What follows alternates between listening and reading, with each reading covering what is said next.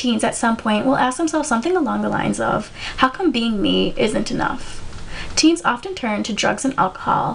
What they are not informed of are the short and long-term effects of these chemicals to the adolescent body. According to the American Academy of Child and Adolescent Psychiatry and Bullock et al., the average age that a child or teenager takes their first drink is 14. In addition to drinking, according to the National Institute on Drug Abuse, 1 out of 5 high school seniors is a current smoker. Any amount of alcohol consumed under the age of 21 is illegal. There are many forms of drugs, including prescription, over-the-counter stimulants, inhalants, or other illicit drugs. Tobacco is very common in teens, and electronic cigarettes or e-cigarettes are becoming more and more popular. Teen alcohol use commonly involves binge drinking and is the most abused substance. Reasons for teen alcohol and drug use are to feel grown up, to escape from reality, or relax. Or it could be from the influence of friends or family, or just out of plain curiosity. Teenagers are mostly unaware of the risk from being under the influence.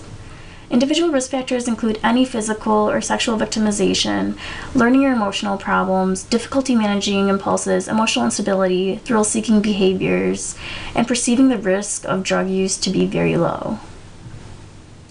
Also, since many drugs are made in home labs, they can be strong and contain unsafe substances such as bacteria. The chemicals and substances in alcohol and drug causes brain development problems, which can follow into the teens' 20s and alter the physical brain. This can create emotional instability and other issues.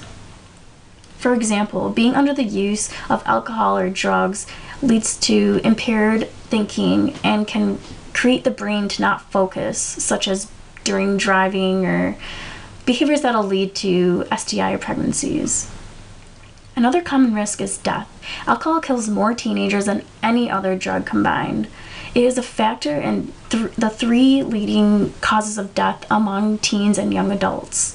From the National Institute of Alcohol Abuse and Alcoholism, 4,358 people under the age of 21 die each year from alcohol-related car crashes, homicides, suicides, alcohol poisoning, and other injuries such as burns, drowning, and falls.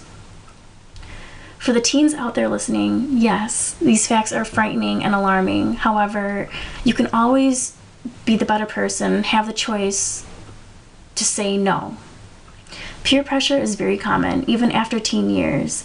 Saying no is being brave and honest to yourself, which shows that you are a leader and a positive teen. Sometimes it isn't that easy, so always know that even making up an excuse just to get out of the situation is okay. For example, you could say something like, I'd be suspended from the team, or I can't stay. The main thing to remember is that not everyone does drugs and alcohol. You may wonder why this is so important to me. In my high school years, I was a part of a student organization called Students Against Destructive Decisions. I was one of 4 members, including my sister. So I guess it wasn't a popular club, but I know that we informed a lot of students what they weren't aware of. I can remember one day when we transported a damaged, totaled car from a drunk driving accident into the student parking lot for a few days. It alarmed many students, even parents, but it got the attention that it needed to promote awareness of the real risks of underage alcohol and drug abuse. On that note, do not ruin your teen life by making regretful decisions. For my opening sentence, we commonly ask ourselves, how come being me isn't enough? I want to close the video with asking, why do it?